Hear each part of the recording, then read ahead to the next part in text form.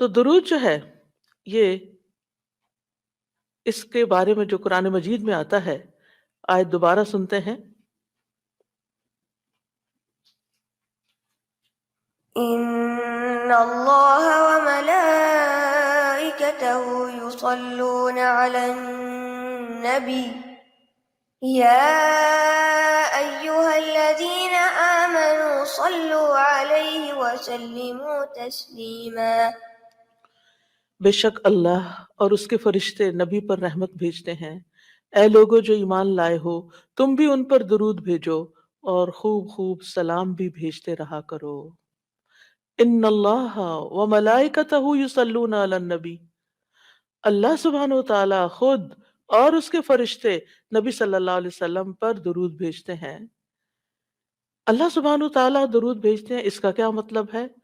یعنی اللہ سبحانہ و تعالی ملائے اعلیٰ میں، آسمانوں کی بلند مجلس میں اپنے بندے، اپنے نبی محمد صلی اللہ علیہ وسلم کی تعریف کرتے ہیں، ان کے بلند مرتبے اور ان کی بلند شان کی خبر دیتے ہیں۔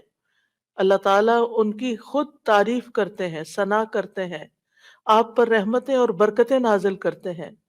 اور فرشتے بھی درود بھیجتے ہیں، جیسے فرشتے تسبیح کرتے ہیں نا، اور جیسے فرشتے جو ہے کائنات کی باقی چیزیں سب اللہ کی حمد و ثنا کرتے ہیں، تو نبی صلی اللہ علیہ وسلم پر بھی فرشتے درود بھیجتے ہیں۔ اور وہ بھی ان کا درود بھیجنا کیا ہے کہ آپ کے لیے رحمت اور مغفرت اور بلندی درجات کی دعا، یعنی ایک تو فرشتے ایمان والوں کے لیے دعا کرتے ہیں، دوسرا یہ کہ فرشتے نبی صلی اللہ علیہ وسلم کے لیے خاص دعائیں کرتے ہیں۔ تو اگر اللہ تعالیٰ ان پہ درود بھیجتا ہے، ان پہ رحمتیں نازل کرتا ہے، فرشتے درود بھیجتے ہیں، تو پھر اہل ایمان کو کیا کرنا چاہیے؟ پہلے اللہ تعالیٰ اور فرشتوں کی بات کی گئی تاکہ ہمارے اندر بھی شوق پیدا ہو کہ ہم بھی درود بھیجیں۔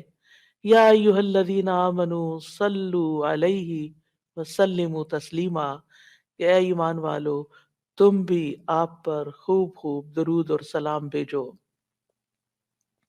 صلاۃ و سلام بھیجو۔